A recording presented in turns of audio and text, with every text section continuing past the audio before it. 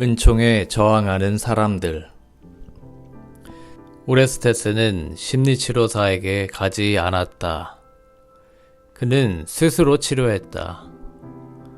고대 그리스에 전문적인 심리치료사가 있었다 해도 여전히 그는 스스로 치료해야만 했을 것이다. 이미 말했다시피 심리치료는 일종의 도구다. 즉, 영적 성장을 위한 훈육과도 같은 것이다. 이 도구를 선택하느냐, 거절하느냐는 전적으로 환자의 몫이다. 일단 선택한 다음에도 그 도구를 어떻게 사용하여 어떤 결과를 얻을지는 환자에게 달려있다. 온갖 종류의 장애, 예를 들어 돈이 부족하다든가 정신과 의사나 심리치료사들에 대한 좋지 못한 경험, 반대하는 친척, 차갑고 거부감이 드는 병원 등을 극복하고 정신치료를 통해 유익한 결과를 얻는 사람들이 있다. 그런가 하면 어떤 사람들은 힘들이지 않고 심리치료를 받을 기회가 있어도 이를 거절하고 심리치료가 시작된 상태에서도 멍청하게 앉아있기만 해서 심리치료사의 능력과 노력과 사랑이 아무리 대단해도 거기서 아무것도 얻지 못한다. 성공적으로 심리치료를 마쳤을 때 나는 환자를 치료했다고 말하고 싶은 충동을 느낀다. 그러나 나는 내가 촉매제에 지나지 않았음을 잘 안다. 대단히 운이 좋았던 것이다. 심리치료라는 수단에 도움이 있든 없든 궁극적으로는 사람들이 스스로를 치유할 능력이 있는데 왜 그토록 적은 사람만이 그런 행운을 잡을 수 있을까? 비록 험하긴 하지만 모두에게 영적 성장의 길이 열려 있다면 왜 그토록 소수만이 이 길을 선택하는 것일까? 그리스도가 부름받은 자는 많지만 선택받은 자는 적다고 말했을 때 언급하려 했던 것이 바로 이러한 물음에 대한 답이 아닐까? 그러나 왜 선택받은 자는 소수이며 그 소수를 다수와 구별하게 하는 것은 무엇인가? 대부분의 심리치료사들은 이에 대해 정신병리의 정도 차이가 그 원인이라고 답변한다. 다시 말해서 사람들은 대다수가 병들어 있으나 좀 더 심하게 병든 사람이 있으며 그런 사람일수록 치유되기가 힘들다는 것이다. 더욱이 그들은 정신질환의 심각 정도는 어린 시절에 경험한 애정결핍의 심각함과 경험 시기 등에 달려있다고 생각한다. 특히 정신질환에 걸리는 사람들은 태어나 9개월이 되기 전에 극단적인 애정결핍을 경험했을 것이라고 추측한다. 그들의 병은 여러 처치를 통해 얼마간 회복 가능하겠지만 완치는 거의 불가능하다고 본다. 성격 장애자들은 유아기에는 보살핌을 잘 받았지만 생후 9개월에서 2돌이 되는 사이에 애정결핍을 경험했으며 그리하여 그들의 병은 정신병보다 심각하지는 않으나 역시 치유되기 몹시 어렵다. 신경증 환자들은 어린 시절에는 부모가 잘 돌봐주었다가 2돌이 지나 5살이 될 때까지 보살핌이 부족해서 고통받은 사람들이다. 따라서 성격장애나 정신병보다는 그 병의 정도가 약하고 치료하여 완치되기도 보다 쉽다고 생각한다. 이러한 설명은 상당히 설득력이 있다. 그리고 여러 가지 측면에서 심리치료사를 위해 유용한 이론적 기초가 될 수 있다. 경솔하게 비판만 할 건 아니다. 그러나 이 가설은 총체적 진실을 얘기하진 못한다. 그 중에서도 특히 아동기 후반과 청소년기에서 부모의 사랑이 지닌 막대한 의미를 간과했다. 다 자란 다음에 겪는 애정결핍도 정신질환의 원인이 된다. 또 성장기에 충분히 사랑을 받으면 유년기의 애정결핍으로 인한 상처는 거의 대부분 회복될 수 있다. 이러한 견해는 모두 상당한 근거가 있다. 더욱이 앞에서 열거한 것이 수치상으로 예측 가능하다는 장점이 있긴 하지만 이것이 특정 개인에게 적용될 때는 예측이 들어맞지 않을 때가 많다. 예를 들어 내가 시행한 정신분석 치료 중 가장 빨리 성공한 경우는 심각한 정신병 환자였던 한 남자였는데 9개월 만에 끝났다. 반면에 그저 약간의 신경증이 있던 어떤 여자와의 상담은 무려 3년을 끌었는데도 약간의 진전밖에는 보지 못했다. 정신질환에 대한 앞의 해석에서는 성장하려는 의지라는 개별 환자들의 자질적 요소는 별로 고려하지 않았다. 어떤 사람은 위중한 상태인데도 성장하려는 의지가 강한데 이럴 때는 빨리 치유된다. 그러나 반대로 정신질환이라고 할 수 없을 만큼 경미한 증상의 환자이면서도 성장하려는 의지가 결여된 사람은 진전이 너무 더디다. 따라서 나는 환자 자신의 의지야말로 정신치료가 성공하느냐 실패하느냐를 가늠하는 중요한 요소라고 생각한다. 그러나 현대 정신의학은 이러한 요소를 간과하거나 아주 무시한다. 이러한 성장의지가 중요하다는 사실을 인식하고는 있지만 과연 이를 이해시키는데 얼마나 공헌할 수 있을지 나는 자신이 없다. 이 개념은 우리를 미스터리의 언저리로 다시 데려다 놓기 때문이다. 성장하려는 의지는 본질적으로 사랑과 동일한 현상임은 분명하다. 사랑이란 영적 성장을 위해 자신을 확장하려는 의지다. 이 정의에 따르면 진정으로 사랑하는 사람은 곧 성장하는 사람이다. 사랑하는 부모가 자녀에게 사랑하는 능력을 얼마나 키워줄 수 있는지는 이미 말했다. 그러나 모든 사람이 가진 사랑의 능력을 부모의 양육만으로는 키워줄 수 없다는 것도 이미 말한 바 있다. 이 책의 2부가 사랑에 관한 4가지 질문으로 끝이 났음을 기억할 것이다. 이 가운데 2가지를 다시 생각해보자. 왜 어떤 사람은 최고의 실력과 애정 넘치는 처치에도 불구하고 제대로 치료되지 못하는가?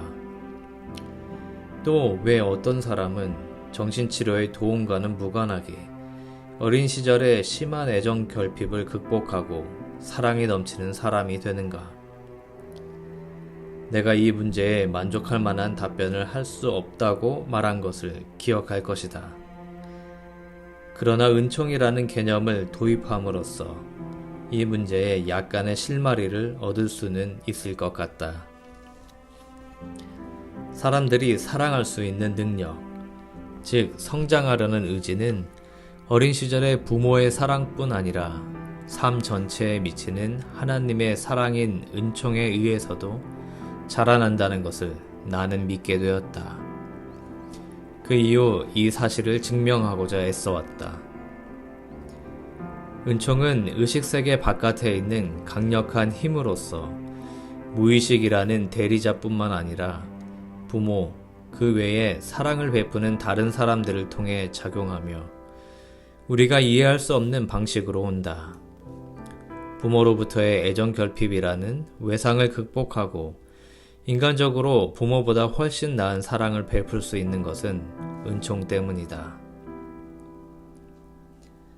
그렇다면 그토록 소수의 사람만이 부모에게서 기인한 환경을 극복하고 영적으로 성장하고 진보하는 이유는 무엇일까? 내가 믿기로는 은총은 모든 사람에게 차별 없이 주어진다. 하나님의 사랑은 우리 모두를 감싸고 있으며 다른 누구보다 덜 귀한 사람이란 있을 수 없다. 그런 거로 내가 할 수 있는 유일한 대답은 우리 대부분은 은총의 부름에 귀 기울이지 않고 그 도움을 거부하기 때문이라는 것이다. 부름을 받은 자는 많지만 선택받은 자는 적다라고 한 그리스도의 말씀을 모든 사람이 은총의 부름을 받지만 오직 소수의 사람들만이 그 부름에 귀 기울인다 라고 풀이하고 싶다. 그러면 다음과 같은 의문이 생긴다. 왜 극소수 사람들만이 은총의 부름에 귀 기울이는가? 왜 대부분의 사람들이 은총에 저항하는가? 나는 앞에서 질병에 대해 어떤 무의식적 저항을 가져다주는 은총을 언급했다. 그런데 건강에 대해서도 거의 마찬가지로 저항하는 것처럼 보이는 건 왜일까? 이 질문에 대한 답은 이미 나왔다. 그것은 우리의 게으름이다. 즉, 우리 모두에게 저주로 내려진 엔트로피라는 원죄다. 은총이 진화라는 사다리로 우리를 밀어 올리는 궁극적인 힘의 원천이듯이 엔트로피는 우리로 하여금 그 힘에 저항하여 지금의 편안한 자리에 그냥 머물게 하거나 아주 적은 힘만 써도 되는 사다리 아래로 내려가도록 부추긴다. 스스로를 가르치고 훈육시켜 진정으로 사랑하며 영적으로 성장하도록 하는 것이 얼마나 어려운지에 대해서는 이미 얘기했다. 이 어려움을 피하고 싶은 것은 당연하다. 이 문제에 관해 엔트로피와 게으름이라는 근본적 문제 말고도 다시 한번 언급할 필요가 있는 현상이 있다. 그것은 권력의 문제다. 정신과 의사뿐만 아니라 문외한이라도 승진 직후의 사람들에게서 종종 발견되는 정신적 문제를 잘 안다. 승진 신경증이라고 부르는 이 증상은 군인에게서 특히 두드러진다. 하사나 중사 또는 상사가 되지 않으려는 사병들이 의외로 많다. 그리고 똑똑한 일반 사병 중에는 장교가 되느니 죽는 편이 낫다면서 능력과 적성에 꼭 맞을 것 같은 높은 지휘로의 진급이 보장되는 장교 승진 교육을 거부하는 사람들이 아주 많다. 직업에서뿐만 아니라 영적 성장에 관해서는 더욱 그러하다. 은총의 부름은 보다 더한 책임과 권력에 있는 지위로의 승진이다. 은총을 인식하고 그것의 변함없는 존재를 개인적으로 경험하며 자신이 하나님 곁에 있음을 아는 것은 은총이 지닌 내적 고요와 평화를 줄곧 경험하고 아는 것이다. 그런 한편 이러한 지식과 인식은 커다란 의무를 지우는 것이기도 하다. 하나님과 가까이 있음을 경험하는 것은 즉 하나님의 의무를 체험하고 그의 권능과 사랑의 대리자가 되는 것이기 때문이다. 은총의 부름은 사랑으로 세상을 돌보고 수고하는 삶, 봉사와 희생이 요구되는 삶의로의 부름이다. 그것은 영적으로 어린이에서 어른의 상태로 나아가라는 부름이며 인류의 부모가 되라는 부름이다. T.S. 엘리어트는 성당의 살인이라는 시극에서 등장인물 중 하나인 토머스 베케트의 크리스마스 설교를 통해 이 문제를 잘 묘사했다. 그러나 이 평화라는 말의 의미를 잠시 생각합시다. 세상이 끊임없이 전쟁과 전쟁의 공포에 시달리고 있을 때 천사가 평화를 선포하는 것이 이상해 보입니까? 천사의 목소리는 잘못되었고 그 약속은 실망스럽고 사기처럼 느껴집니까? 그러나 우리 주님이 평화에 대해 어떻게 말씀하셨는지를 되돌아봅시다. 그분은 사도들에게 내 평화를 너희에게 두고 간다. 내 평화를 너희에게 준다. 라고 말씀하셨습니다. 그분이 평화를 우리와 같은 의미로 말씀하셨을까요? 이웃나라와 평화를 유지하는 대영제국, 국왕과 평화롭게 지내는 귀족, 난로에는 불이 타오르고 식탁에는 벗과 더불어 마실 최고급 포도주가 있으며 아내는 아이들에게 자장가를 불러주는 안정된 가정을 보장하는 평화로운 수입과 같은 의미의 평화일까요? 그분의 제자들은 이런 것들을 알지 못했습니다. 그들은 먼 곳까지 여행했고 산전수전을 겪었으며 고문과 투옥을 당하고 실망했으며 순교까지 했습니다. 그러면 그분의 말씀은 무슨 뜻일까요? 의문이 생긴다면 그분의 다음 말씀을 기억합시다. 내 평화는 세상의 그것과 같지 않다. 그분은 제자들에게 평화를 주었지만 그 평화란 세상이 주는 것과 다른 것입니다. 은총이 내려주는 평화에는 책임과 의무와 임무가 뒤따른다. 충분한 자격을 갖춘 하사관들이 장교가 되지 않으려는 것은 놀랄 일이 아니다. 심리치료를 받으러 오는 환자들이 진정한 정신적 건강에 수반되는 권능의 맛을 모르는 것 또한 놀라운 일이 아니다. 심한 우울증 때문에 1년 동안 상담 치료를 받은 젊은 여성이 있었다. 그녀는 치료를 받는 동안 친척들의 정신병리에 대해서도 많은 것을 배웠다. 그런데 어느 날 지혜롭고 침착하면서도 수월하게 가족 간의 문제를 처리했다고 몹시 기뻐했다. 정말 기분이 좋아요. 좀 더 자주 이런 기분을 느꼈으면 좋겠어요. 라고 그녀는 말했다. 나는 그토록 기분이 좋은 까닭은 가족과의 관계에서 그녀가 처음으로 힘있는 자리에 섰기 때문이라고 말했다.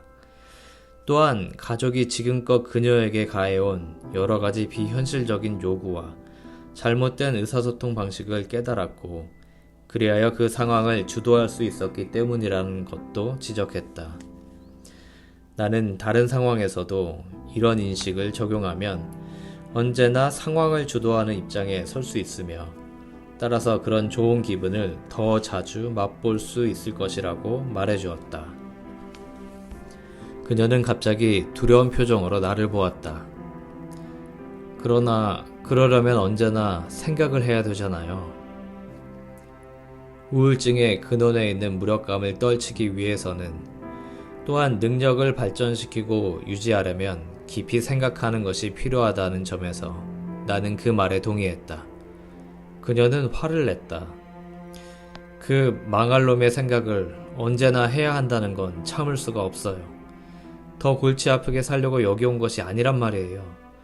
좀 더 긴장을 풀고 자신을 즐기면서 살고 싶다고요. 선생님은 제가 하느님 따위라도 되길 바라시나 보죠? 슬프게도 바로 얼마 후 이 잠재적으로 뛰어난 아가씨는 치료받기를 그만두었다. 아직 완치되려면 멀었는데도 정신적으로 건강한 상태가 자신에게 요구할 것을 두려워했기 때문이다. 이 이야기가 문외한들에게는 이상하게 들릴지 모르지만 우리 정신과 의사들은 보통 정신적으로 건강한 상태를 두려워하는 사람들을 자주 경험한다. 심리치료의 주된 업무 중에는 환자를 정신적으로 건강한 상태에 도달하게끔 하는 것뿐만 아니라 위로하고 위협하고 엄격하게 구는 등 모든 방법을 철저히 뒤섞어서 환자가 일단 도달한 그 지점에서 도망가지 못하게 하는 것도 포함된다. 이런 두려움은 오히려 당연한 것으로 그 자체만으로는 전혀 병적인 것이 아니다. 힘을 행사할 수 있게 되면 그것을 오용할지도 모른다는 두려움이 생기기 때문이다. 성 아우구스티누스는 이렇게 썼다. 사랑할 수 있고 부지런하면 원하는 것은 무엇이든 할 수 있다. 심리치료를 통해 충분히 성숙해진 사람은 이 무자비하고 힘든 세상에서 건강하게 살아갈 수 없다는 감정에서 마침내 벗어난다. 그리고 원하는 것은 무엇이든 할 수 있는 힘을 지니게 되었음을 어느 날 갑자기 깨닫게 된다. 이런 자유를 깨닫는 것은 놀랍고 두려운 일이다. 무슨 일이든 할 수 있다면 나로 하여금 큰 실수를 하고 죄를 짓고 비도덕적으로 변하고 자유와 권력을 남용하지 못하게 하는 것은 무엇일까?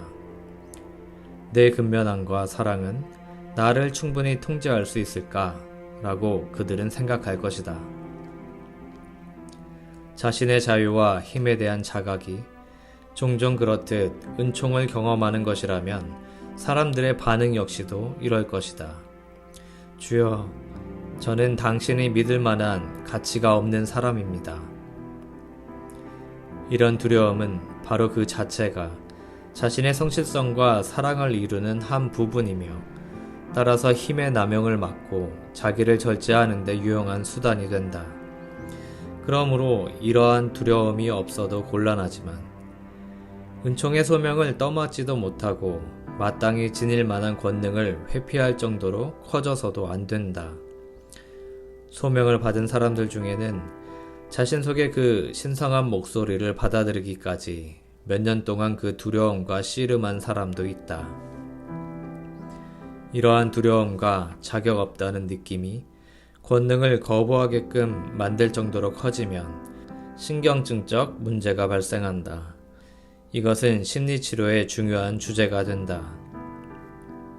그러나 대부분의 사람들이 은총에 저항하는 주된 이유는 힘을 남용할지도 모른다는 두려움 때문이 아니다. 성 아우구스티누스의 가르침 가운데 사람들의 속을 거북하게 하는 것은 원하는 것을 하라는 부분이 아니라 근면하라는 부분이다. 우리 대부분은 어린이나 청소년처럼 어른다움에 따르는 자유와 권력이 우리 것임을 알면서도 그에 따르는 책임과 자기 훈육은 별로 달가워하지 않는다. 부모나 사회 또는 운명 등이 우리를 억압한다고 느끼지만 사실은 우리의 현 상태를 대신 책임져줄 윗사람을 필요로 한다. 자신 외에는 탓할 사람이 없는 그런 권력의 정상에 올라간다는 것은 두려운 일이다. 이미 말했다시피 그 정상에 하나님이 함께 계시지 않는다면 우리는 고독에 질려버릴 것이다. 대부분의 사람들은 권력을 지닌 데서 오는 고독을 견뎌내지 못하기 때문에 인생이라는 배에 고독한 선장이 되기보다는 책임감이 없는 상태를 선택하려고 한다. 그들은 더 이상 성장할 필요가 없는 어른이라는 자신감을 갖고 싶어 한다. 우리는 성장하기가 얼마나 어려운가에 대해 다양한 방법으로 이야기해왔다. 모순적인 감정에 휘말리거나 머뭇거리지 않고 새롭고 더 막중한 책임을 갈망하는 어른다운 경지에 도달하는 사람은 극소수다. 대부분은 어느 특정 부분만 어른이 될 뿐이고 완전한 성인이 되기를 거부한다. 영적 성장은 심리적 성숙 과정과 분리될 수 없기 때문이다. 은총이라는 부름의 궁극적 형태는 하느님과 같이 되어 하느님과 함께 책임을 맡으라는 부름이다. 결국 그것은 완전한 성인이 되라는 소명인 것이다. 우리는 개종의 경험이나 돌연히 찾아오는 은총의 순간을 기쁘다는 사건으로 상상하기 쉽다. 그러나 내 경험에 의하면 그보다는 어느 정도 제기랄이라는 반응 쪽이 더 많다. 소명에 귀 기울이기로 마침내 결심했을 때야 비로소 주여 감사합니다 라거나 저는 자격이 없습니다 라거나 제가 무엇을 하겠습니까 라고 할 수 있다. 은총의 부름에 응답하기가 그토록 어렵다는 것을 감안하면 부름받은 자는 많지만 선택받은 자는 적다라는 사실은 쉽게 설명된다. 그러면 남은 문제는 사람들이 심리치료를 받아들이지 못하는 까닭이 뭘까? 심리치료가 최상의 방책일 때도 별 도움이 안 되는 건 왜일까? 인간은 왜 은총에 저항하는가 하는 것 등이 아니다. 문제는 그 반대다. 소수의 사람들은 어떻게 해서 그런 어려움을 극복하고 부름에 응하는가? 이들 소수를 다수와 구별짓는 것은 무엇인가? 나는 이 질문에 답할 수가 없다. 이들은 부유하고 교양 있는 가문 출신일 수도 있고 가난하고 미신적인 가정에서 태어났을 수도 있다. 부모의 사랑을 듬뿍 받고 자랐을 수도 있지만 부모의 사랑이나 진정한 관심이 근본적으로 결여된 환경 속에서 성장을 했을 수도 있다. 사소한 적응장애로 정신과를 찾을 수도 있지만 심한 정신질환으로 상담하러 올 수도 있다. 나이가 들었을 수도 있고 젊을 수도 있다. 이들은 은총의 부름에 재빨리 쉽사리 적응할 수도 있고 싸우고 저주를 퍼부으면서 조금씩 고통스럽게 접근해 갈 수도 있다.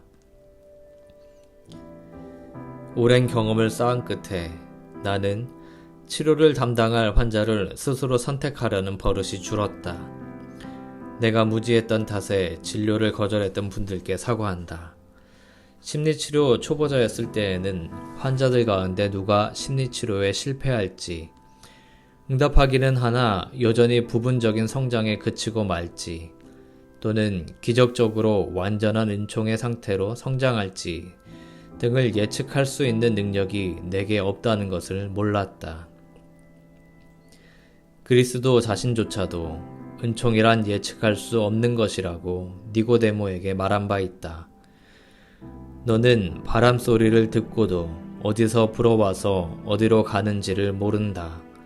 성령도 그와 같다. 성령이 하늘로부터의 이 삶을 다음에 누구에게 선사할지 우리는 모른다. 지금껏 은총이라는 현상을 많이 논의해왔지만 역시 그 본질은 미스터리임을 인정하지 않을 수 없다.